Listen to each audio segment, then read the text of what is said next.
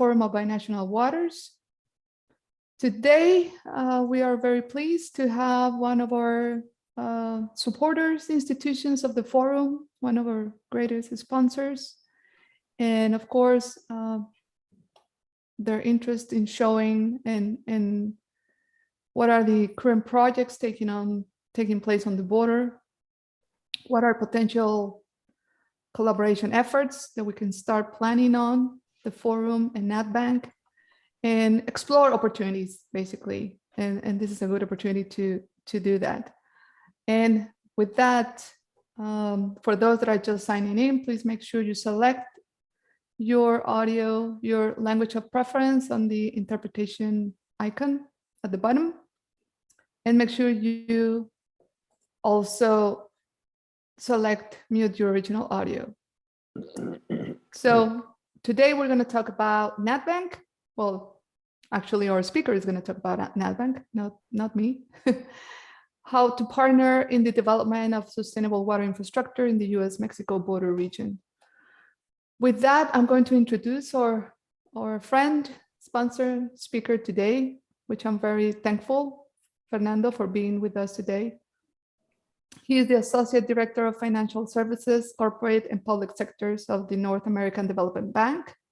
And I'm just going to briefly describe his bio. I reduced it a little bit, Fernando. I hope that's okay with you. You've just been too many places and too many things. Mr. Barrera has 27 years of professional experience. He has held positions of cost specialist, economic engineering and contracting under the Corporate Department of Engineering and Project Development at Pemex, as project manager under the US-Mexico Border Affairs Office at Conagua, and also as an engineering consultant at EFE Asesores SADCB. During the last 12 years, Mr. Barrera has worked at the North America Development Bank in San Antonio, Texas. He has served as Associate Director of Financial Services, Corporate and Public Sector since 2019. His functions include the development, coordination of due diligence, closing and disbursement of credit in public and public-private projects, both in Mexico and the United States. He has managed the subsidy program provided by the United States Environmental Protection Agency, EPA, administered by NADBank through the Border Environment Infrastructure Fund, to develop and finance drinking water and sanitation projects on the border of the United States and Mexico. Mr. Barrera holds a bachelor's degree in civil engineering from the Universidad Nacional Autónoma de México, UNAM, and a master's in project planning and management from the University of Bradford in the United Kingdom. He also has a certificate in administration from Monterrey Tech. So with that, I'm going to welcome Fernando to start your presentation. And as we go through it, just briefly, yesterday, I had a conversation with the director of WASH, which is Water, Sanitation and Hygiene. And I just learned that, well, I didn't learn that just yesterday, but it was surprising to hear that the main problem in the world is not water scarcity, but actually the quality of the water that we have left.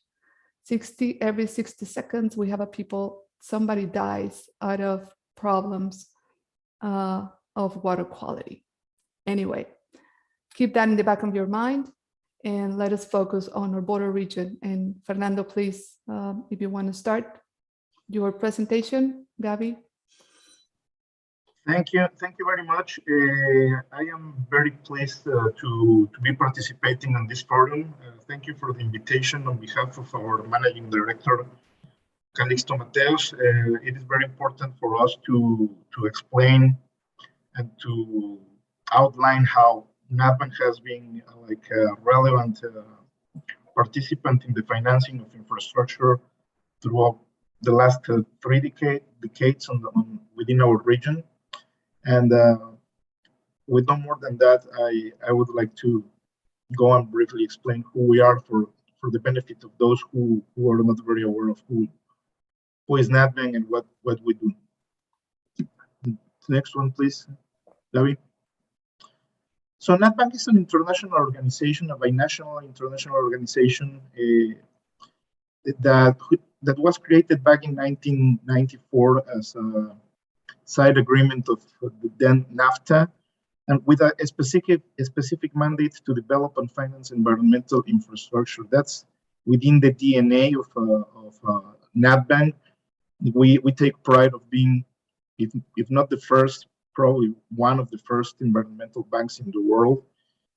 Because for us to participate in any kind of financing of infrastructure, we have to justify and appraise environmental merits of our investments. Where do we invest?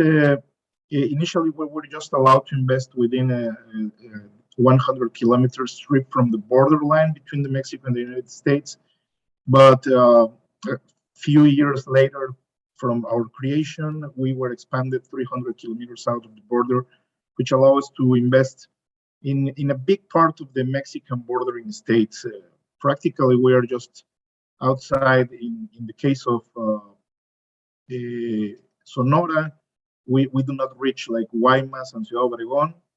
In the case of Coahuila, we do not get to Torreón, basically, but everything else, the big urban centers, we can finance infrastructure in there. Practically all the state of Nuevo León, in Tamaulipas, just Mante and Tampico are outside. And which one am I missing? Chihuahua. Chihuahua, the line crosses like north of Parral, Chihuahua. So, but the very important urban places where we participate in Chihuahua are Chihuahua and Ciudad Juárez. So we are equally owned and governed by both the governments of the United States. And in the next slide, I will explain how we are managed and how we are constituted. We merged with the former, what used to be Border Environmental Cooperation Commission, which was headquartered in Ciudad Juárez. Now we are a single institution, and we have offices in San Antonio and in Ciudad Juárez, Mexico. Next, please. So as I was explaining, we have 5 board members on each side by each country. In the US, it's Treasury, Secretary of State, and EPA, and their counterparts in Mexico, which is Secretaría de Hacienda, Secretaría de Relaciones Exteriores, and Semarnat. And we have a US Border State Representative, which is vacant right now. And the Mexican Border State representatives are represented by the head of the Unidad Coordinadora de Entidades Federativas, which basically manages all the registering and the debt of entities and municipalities in Mexico. And also we have like representations from the public in both sides.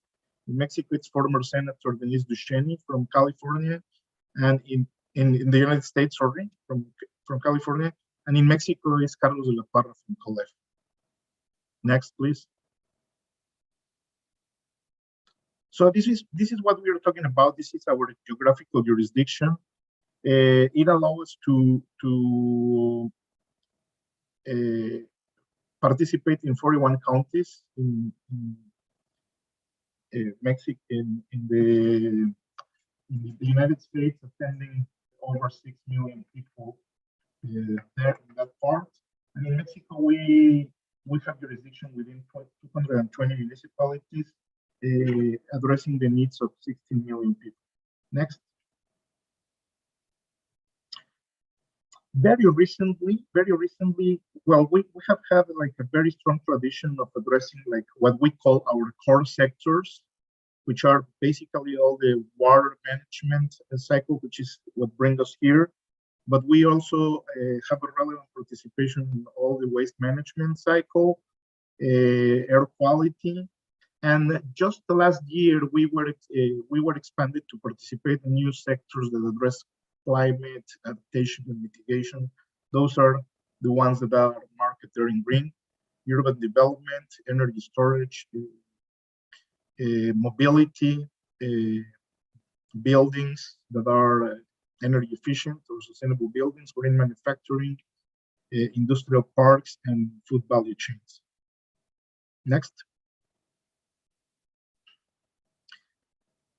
How we participate? We participate by developing projects, providing both technical and financial assistance for them to get to a point where they can be implemented and they are sustainable. And as I mentioned, appraising the environmental and health impacts that this project would be entailing for the communities in which we operate. And it's very important, it's part of our process that the public participates. Part of our process is to make public for comment for the general public on our website, like the projects for the 30-day comment period. We provide loans and financial services at competitive rates, both in fixed or variable rates in pesos or in dollars. We coordinate due diligence efforts, provide technical support, both with our in-house resources and with external consultants. Right now, we have a program that it's about to expire in May, but we are trying to ask our board to extend the duration of this COVID-19 recovery program. Mainly what we have used this program is to provide some refinancing of some utilities and debt of some utilities and municipalities and counties. And on the grant side, we have two main programs. The community assistance program is a program that is funded with revenues from the bank, or income from the bank, and provides grants for our core sectors, those that I mentioned at the beginning, for up to $500K, particularly for communities that are highly stressed in terms of income or marginalized. And that is applicable for all the strip, like 300 kilometers south and 100 kilometers north. And the B for the Border Environmental Infrastructure Fund funds appropriated by EPA that we manage. We are fiduciaries of those monies. And some of you might know that these funds are very important, have made like a great deal in the border.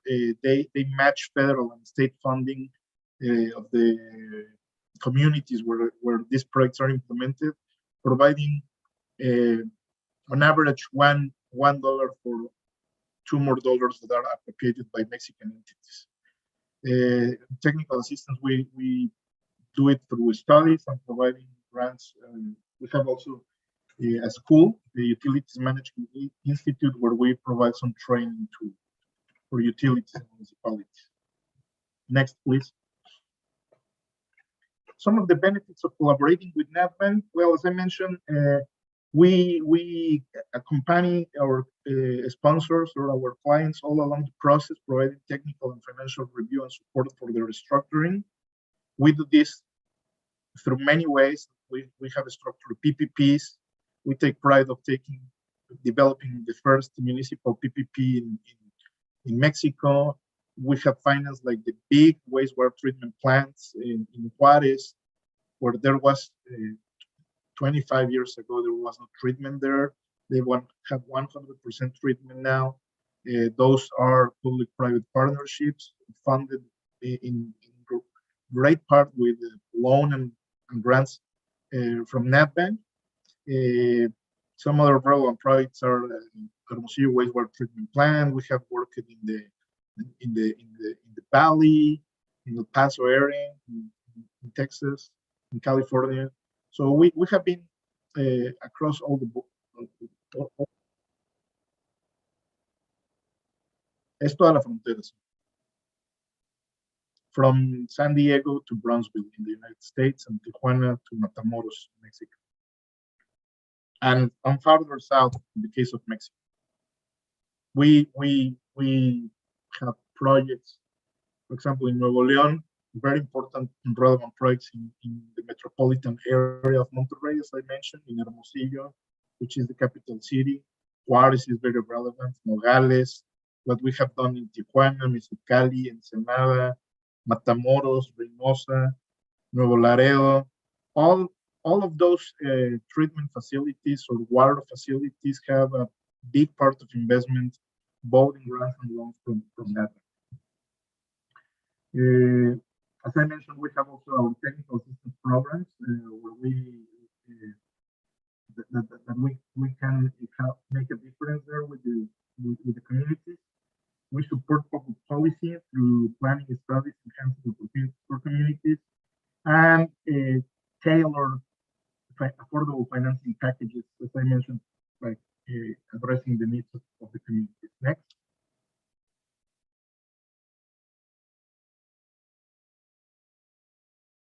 Gabby, next, please.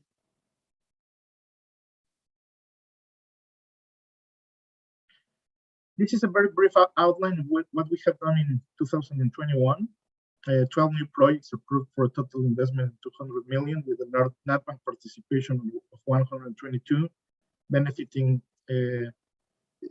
more than 355,000 people in the border.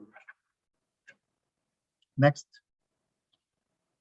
Also, our technical assistance activity as of December of last year, we participated in financing six studies for a grant commitment of 650K with 5 online seminars presented to over 1,100 people.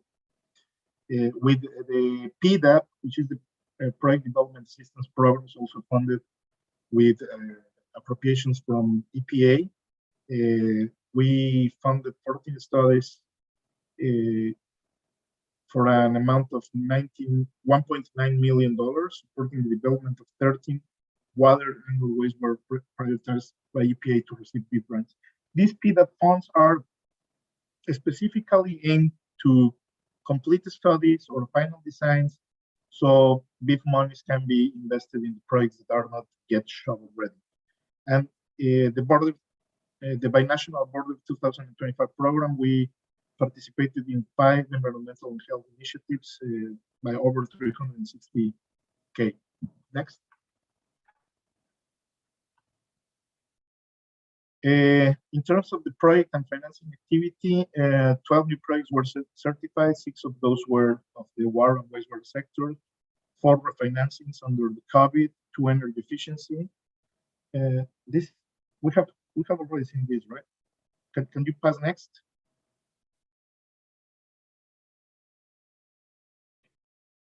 This is our overall activity within the border. 288 as of December 31st of last year. 288 projects for a total investment of over $10 billion dollars. And those are the appropriations in terms of projects and investment by state. Next. This is our portfolio in terms of projects. As you can see, of the 288 projects, 169 plus the 24 of water conservation, we're talking about approximately 200 of the 288 are related to water. Even though those are not like the higher investment projects, as we will see in the next slide. Next, please. Here are the 2 pies. If you see, the greatest investment that we have is in renewable energies, wind energy and solar energy, but we remain like very relevant in water and wastewater. Now the trend has changed a little bit because of the energy reforms that are undergoing in Mexico, and we are trying to refocus. Well, we have always been focused on water. The thing is that there are some structural comments that we will discuss later on how it's not that easy to find like big investments counter or match to NADBank investments or sources of payment under current conditions to make a difference on water. Of those 3.4 billion contracted to support these 288 projects. You see, it's like a third, as I was mentioning. One by each dollar that we have been providing, there comes similar to a billion. The very big difference is our loan program, but beef and cap and other brands have had like an important part, being like 0.8 billion. Our current outstanding loans are 977 million in outstanding loans. Next. And this is another way to see it, like this is the story of what we have done. We're funding disbursed as of December 31st, over $1 billion in 171 projects, particularly in water. If you see them by funding type, loans have been 48 projects funded, with 36 funded with grants, and third-party grants 123. In operation, we have those 171 projects, 144 are water and wastewater, 24 water conservation, and 3 storm drainage. For that, just above $1 billion in NADBank disbursements. Practically, there has been like around $600 million in Mexico in terms of the investments, towards 478 million in the United States. Next. And again, this is again some of the big achievements that we have done through all through our history in terms of environmental and social benefits. We can summarize that we have benefited 12.8 million people in 180 communities. We have financed 14,129 new water connections for first-time service. Related to wastewater connections, it's new wastewater connections. We're talking about above 500,000 new connections. We have averted the discharge of not treated wastewater by the amount of roughly 260 million gallons a day, equivalent to the volume generated by 5.1 million people. 524 cubic feet per second of water being saved for farmers and municipal water systems, sufficient to supply an estimated 4.2 million people. In terms of infrastructure, we're talking about 26 water treatment facilities, 64 wastewater treatment plants. In both cases, if you add up those two, we're talking 9.8 million people benefited. 1.8 thousand miles of pipeline installed, 310 miles of water lines, and 1,566 miles of sewer lines, equivalent to almost the entire length of the border. 1,033 miles of improved canals and water conveyance systems in irrigation districts, and 125 million gallons of restorable capacity for stormwater, equivalent to about 200 Olympic swimming pools. So in a nutshell, that's who we are, what we do, and that is my presentation. I would like to move to any questions that might have the audience.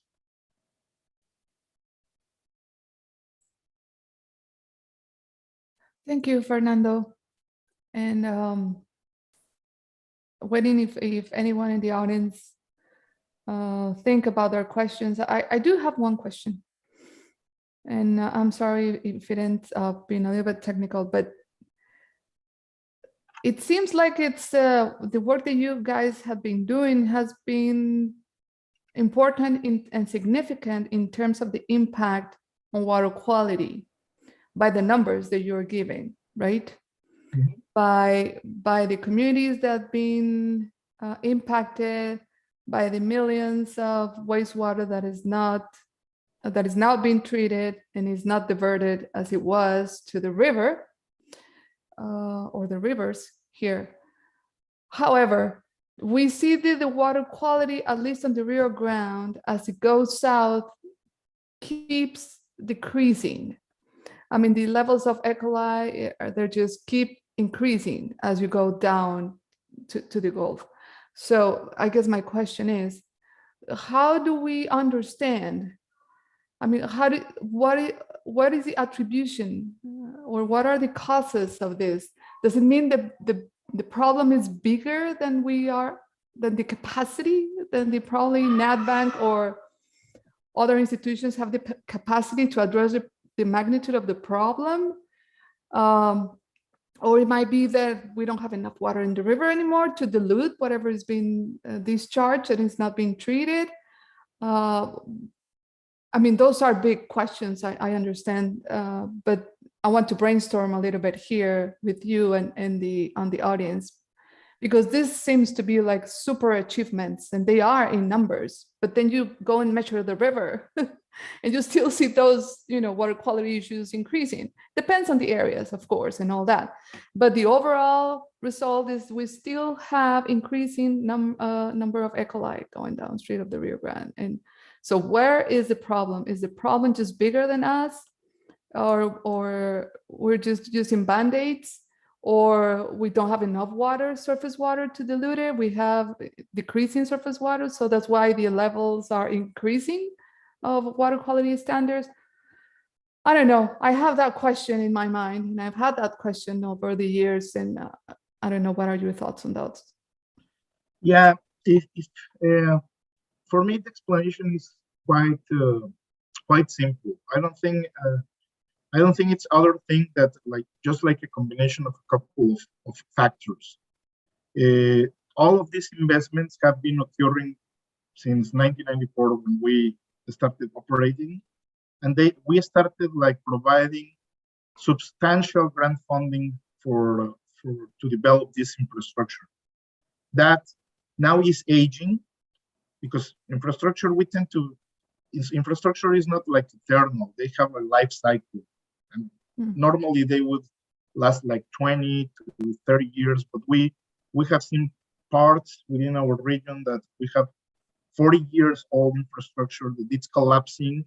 And just simply saying the levels of investment that we are putting into replacing this investment, addressing the growing demand both in the water and wastewater sectors, have not kept pace as they have happened in the past. Just to put you an example, appropriations on the big funding, I remember one year annual appropriation were about $100 million per year. We are asking now to, we received last year 30 million. That's a third, and it has been increasing, because at some point in time they were at 5 million for the whole border. But also, if you see it, and I'm going to talk particularly in Mexico, the level of grant funding through CONAGUA and the mixed programs that are there is no sufficient matching grant funds to cope with those investments. So you do not have those grants that were there at some point in time to develop this infrastructure. On the other hand, the debt financing possibilities of these communities are very limited, not because of the communities themselves, but also, and again, I'm going to talk about Mexico, the utilities and the states and municipalities are capped.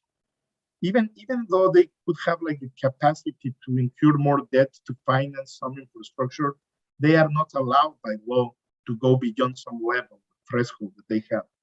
So they have limited resources also on a yearly basis to allocate to this funding. And the last, because you have three main ways to finance infrastructure: through grants, through your own investment, proper investment, and through debt. If you see on your own investments, it's a very highly politicized sector, and tariffs are always a thing. You would see locations where tariffs have not registered any increase in years. So that they because of many reasons. I mean, there is not a strong water culture, or the people is just you find things. I know this has been told like several times, but they pay like for a gallon for their TV cable or for their mobile, but they are not willing to pay for an increase of water. So I would say that's the main one of the main problems, and more investment needs to be put in place within our communities, and I strongly believe that every effort that we can do on that end, it's going to be very relevant. Not a single source is going to solve the problem. I think we need to work in the three of them, like the grants, adequate rates that pay for the service. This is a service, and the debt. Something needs to be done related to the debt. Thank you, Fernando. And we have a couple of questions here. I'm going to start. Well, is it possible? From Jose Luis Castro, is it possible to know which Mexican border communities were mainly benefit with the agency's programs in 2021? Yes, all what do you mean by being benefited? Like the appropriations of PIB or loans? Jose Luis, do you want to expand on this?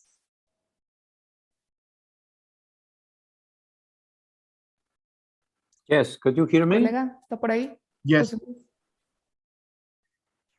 Yes, by which communities were benefit? Okay, which communities let's wait were for him to respond. had I have another question had here. any kind of programs, infrastructure programs. How often have you had in 2021? Gabi, how often have you had? I don't know if you listen to Jose Luis, but I could hear him. I do not have them like on the top of my head, but all of this information, NADBank has like an open public communication policy. So all of that information is related in our website. If you go to our section of projects, you can find like all the projects that we have participated in. I can certainly give you the specifics of those, but this information is open and it's available in our website. Thank you. Okay, thank you. Question. Thank you, Jose Luis. From Suping, thank you for your interesting presentation. Can you tell us how projects were developed and selected for funding? It looks like projects are located on either side of the border, but do you have any binational projects? That's an interesting question. Well, there are two different dynamics. I am going to talk about like the BIF funding, which are the EPA funds that we manage. Those funds are particularly intended to resolve transboundary issues. Let's put it this way: if there are some wastewater spillages, like it's very well known the case of Tijuana, or what you're mentioning here in the Rio Grande, that there are some uncontrolled discharges yet that have not been addressed in both sides of the border. And that's why you see that when we are talking about wastewater compared to water, our activity is more related to wastewater, because those funds tend to address, there is some criteria of prioritizing these investments with BIF funding. And this criteria is basically if they have transboundary impacts, if they are generating pollution to shared water bodies. Those, I would say, like are two of the main ones. So that's kind of the criteria that we use, and the availability of funding, and how shovel-ready these projects are, obviously, in terms of getting funded. And that's why technical assistance funds are also available there. We find something that needs to be addressed or did not get to be ready, we allocate that kind of funding on the technical assistance side to prioritize those fundings. But yes, that's how we allocate this, the prioritization of wastewater investments, both in Mexico and the United States. In that regard, whatever you do in Mexico that eliminates discharges, it's not a binational project by itself, but it has like a transboundary impact and will benefit both sides of the border. That's the spirit of these investments.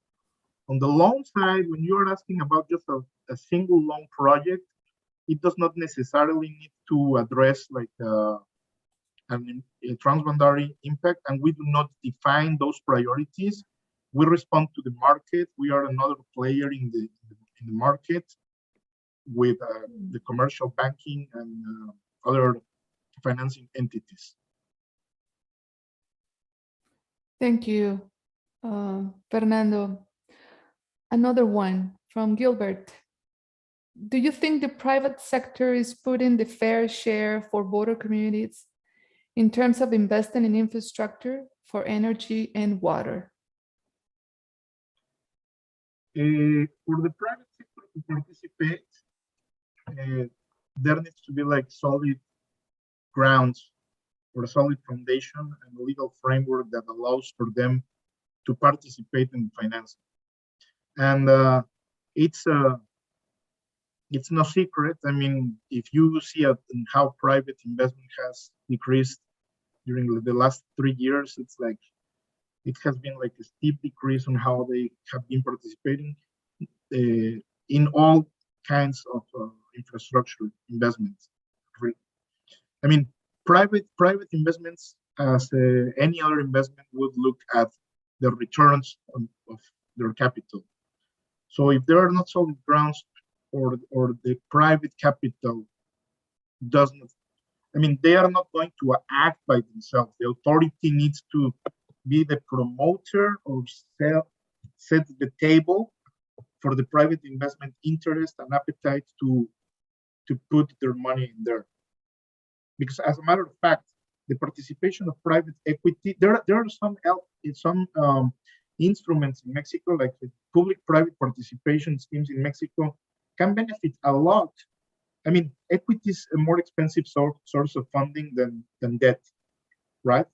But there are funds available from the federal government, like FONADIN, that could subsidize part of those investments to offset like the financing cost of an overall investment, with the benefit also of addressing like the operational and maintenance through the life of the asset, which is another major thing that very regularly gets overseen, like keeping the infrastructure in a good operating conditions. But going back to your question, I mean, private sector will not be participating. The driver for them to participate does not come by themselves, but if they found the adequate conditions for them to put their monies in the infrastructure. So you don't think there's enough incentives on either side of the border to attract those investments?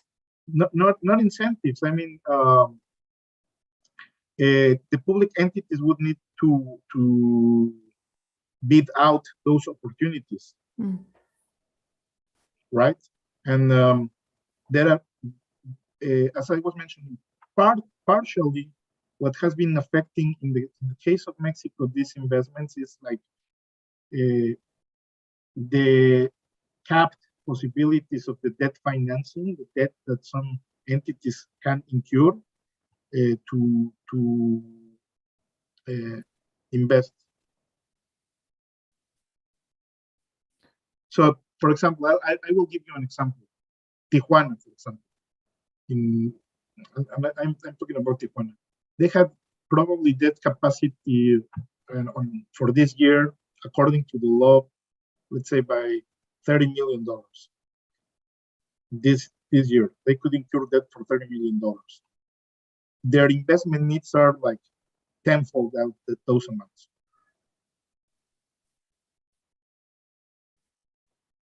That's why we keep those numbers increasing. That's what I'm telling you. I mean, right now, Conagua, I know Conagua, with the support of, it has been, the Conagua and the states, Mexico has always honored like the matching of the funding, and that has been keeping to some extent to make investments more aggressive in size and addressing more problems. Doing bigger projects that could have bigger impacts requires more funds to be matched. I mean, if you have 30 million available in, let's do the math, very simple. If you have 30 million available in grants from BID, you would need $60 million in Mexico to match that funding. So that's a big challenge. Yeah. Complicated. Another question here from Edith Santiago. Could you elaborate on what are the opportunities that NADBank funded a demonstration nature-based solution project for wastewater treatment, 10 liters per second flow? Sorry, I don't understand. I guess the question is if there is an example, Edith, correct me if I don't interpret it right. If there is an example of a NADBank funded project where they do nature-based solution projects for wastewater treatment.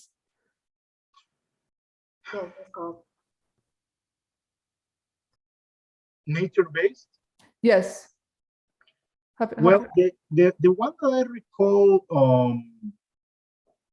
but what are you thinking about? Because the one that I am thinking of right now, it's like the wastewater treatment plants in Sanchez, Colorado, which are like lagoons that infiltrate. Actually, it's one of the very few plants that we financed that the water that is treated there gets actually infiltrated into the aquifer there.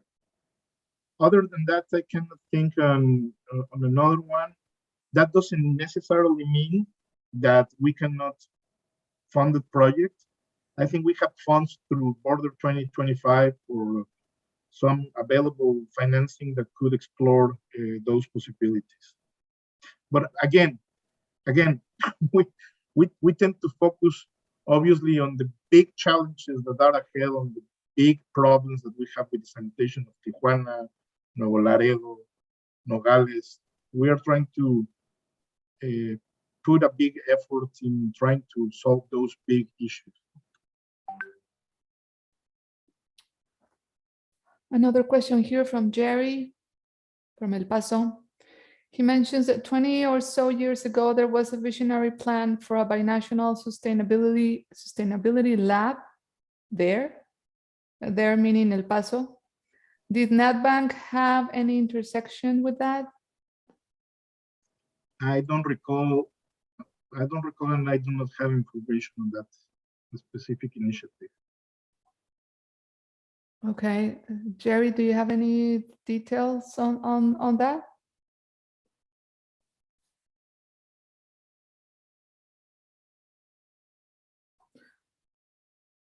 Is he responding on the Spanish channel? No, I have no other details on that. It was a very visionary plan. The campus was supposed to span the US-Mexico border, and it was to work on technologies that impact on economic development and on sustainability, including water projects.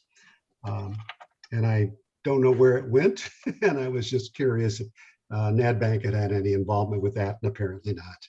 Well, Jerry, as I was mentioning as part of my presentation, we have that now embedded within those new sectors that were recently approved. I mean, I don't recall that plan specifically, but we are now in the possibility of financing those kind of initiatives, like urban development initiatives, smart cities initiatives. So that's something that we can look at right now. Right. It was called the Binational Sustainability Laboratory, and as I look back on it, it would it would have been your research and development department if it had been integrated in any way with you, but apparently not. Thank you. Mhm. Another question that is there, in terms of expanding the possibility of financing projects that are not necessarily related to water access or water treatment, which I know are the big chunks and the big interest of NADBank, but probably expanding into more, looking at your pies, into more water conservation, or even integrated water solutions, or more groundwater, surface water, conducting views, irrigation efficiency. I don't know, looking at the basins itself on a more broad strategize, as projects that could have a bigger impact in the long term by adding, elements that will kind of complement the efforts that you guys are doing. I know that funding is limited, and we understand the limitations of the institutional framework and how the economics work, but is there any intention of expanding? Like for now, we're talking about climate uncertainty. We're not even talking about climate change anymore. I mean, we just can't have the climate as an ally anymore. And we have drought persistence, and we now have seen the levels of the river basins are just, on record. So how is this like a priority for the bank to expand a little bit more into your interests of financing projects that might be beyond the scope of what it was initially the bank built for? But give me an example. For example, what are you thinking about? Because I can think, for example, in smart water metering. That's something that it's like core of the bank and can save you like it's not like it's like a wise investment, like kind of traditional, not like out of this world, and can have huge benefits in terms of income generation for the communities and reduction of cost expenses because you pump less water, and also in terms of the environment because you recover volumes. So I think when we talk about this kind of solutions, smart and sustainable, what Jerry mentioned, it's the trend. It doesn't mean that, and we certainly can finance that. I mean, with the revenues of the small communities. Actually, tomorrow I am going to, not tomorrow, this Friday, the bank will participate in a forum of intelligent infrastructure in Austin, Texas, talking about the case study that we have financing smart metering in a small community, like 3,000 people there, and how the benefits of implementing this project were huge in terms of what I am talking about. I mean, recovering volumes that are otherwise being leaked or not recovered, generating income, and changing the culture, even the culture, because when you do not pay for something, you do not care about it. So with these kind of projects that are very feasible and can be financed, because that's the other part, Rosario. There needs to be a source of payment. I mean, we can be as creative as you want, but there needs to be a source of payment for the infrastructure to be financed. So we need to think, not trying to when we need to think about investing in something or having some initiatives, that doesn't necessarily mean, from my perspective, that we need to reinvent the wheel. Just go back to the basics on what we need to do. Yeah, I like that. Yeah, I always say that regardless of science, we all know what we need to do, right? It's basic common sense. It's a matter of decision, leadership, willingness, and money, of course, at the end. Are there any other questions from the audience? I don't have any other questions here in the chat, but this is your chance. Okay, I have another one here. Does NADBank also support the binational agriculture? And I guess, Randy, you meant studies, right? Does NAD also support the binational agriculture and studies? Did you mean studies? Yes, studies. I guess research. I guess the question is, did you finance research? I don't. We have not financed studies related to agriculture that I recall, but as I mentioned, we have participated in some water conservation projects in the past. Very recently, as part of these sectors that were expanded within for NADBank to finance, I mentioned the sustainable food chains, which would impact like this agriculture, the produce of food or agriculture for sure. And right now we are in the process. It's on our website under public comment, a green loan program that would allow us to not to finance just projects, but the small financiers or the small farmers that do not have like a very big project, but we can provide the good conditions that we have on our financing for all local entities that can distribute that financing to the parcels or to some crops. So particularly we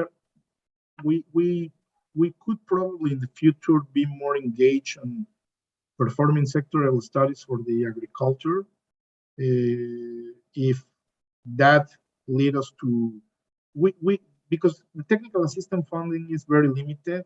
We tend to allocate our funding to generating projects that are going to be at some point we see a reasonability or a big possibility that those investments that we are doing on studies will end up on being a project or support on a project, not for having like a nice study that it's there on the shelf and nothing is. I have another question here.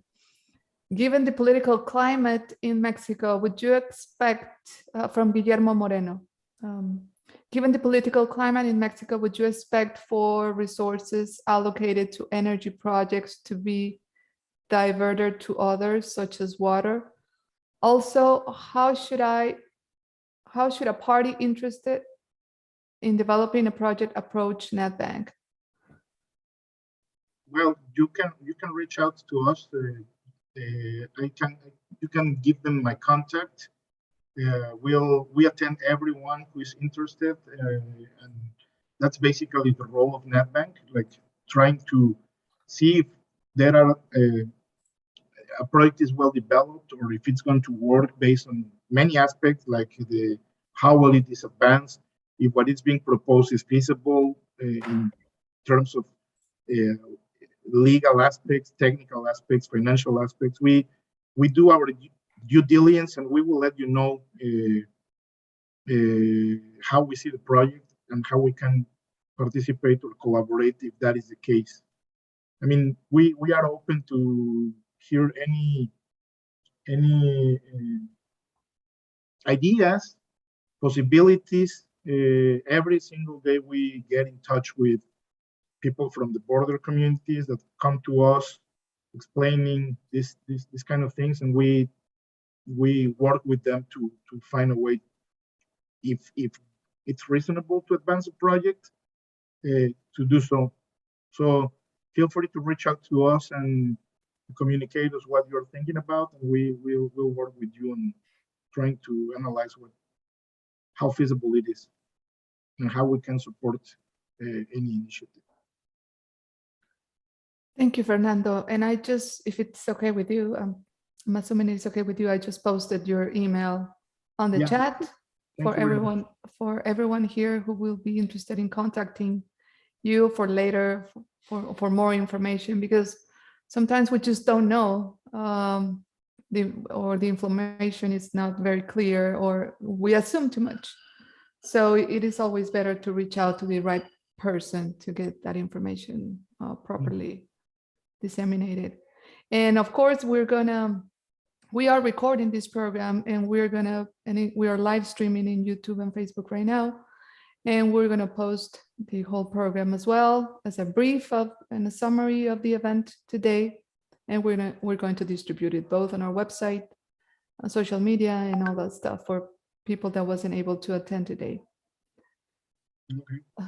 So, yeah, as a final remark, if I may ask, because I think we have 1 more minute or so, bear in mind what I showed to you. If we want to make a big difference on what we are doing, just not try to think on the grants, because the grants are very limited. We need to be creative and not be afraid of incurring debt or blending finance to make things happen. Because as I mentioned, what it's required in terms of investment is huge. So we need to address this lack of investment or the aging of infrastructure through all the means that we have at hand, like debt, grants, rates, whatever we can do. And NADBank can be like a very supportive on trying to tailor a solution that could maximize the potential of investing in a comprehensive solution for our communities. you should talk to my husband about not getting afraid of getting in debt. Thank you, Fernando. Thank you, everyone. If there are no more questions from the audience regarding the presentation today, which I think was very interesting, it opened our eyes in terms of the highlights and what should we be looking at and how to look for potential support from NADBank, and to understand, right? I mean, why things might not be working, but at the same time we're doing a lot of work. So we're fighting. Sometimes we're fighting a different problem, and we're expecting different results. So anyway, with that, thank you, Fernando, very much for your time, for your willingness, for the support to the forum, for you and for NADBank and all the team that it's been involved in this. Thank you very much. Thank you to everyone that signed up today. And of course, thank you for the dream team of the forum and to everyone. No, thank you. Thank you very much for inviting us, and we will continue partnering with the forum. Gracias, Fernando. Muchas gracias. Un placer. Gracias. Gracias a todos. I'm switching to Spanish now. Thank you very much, I can do that Fernando and now. Rosario. No, thank you. Thank you. Who was that? Was that Alex? That was Jerry. Hi, Jerry. Thank you. Thank you, Jerry, as always. Thank you, everyone. I'm going to stop now. I'm going to stop something. I'm going to stop recording now, if it's okay. I'm going to stop. And how do I stop live stream? Okay.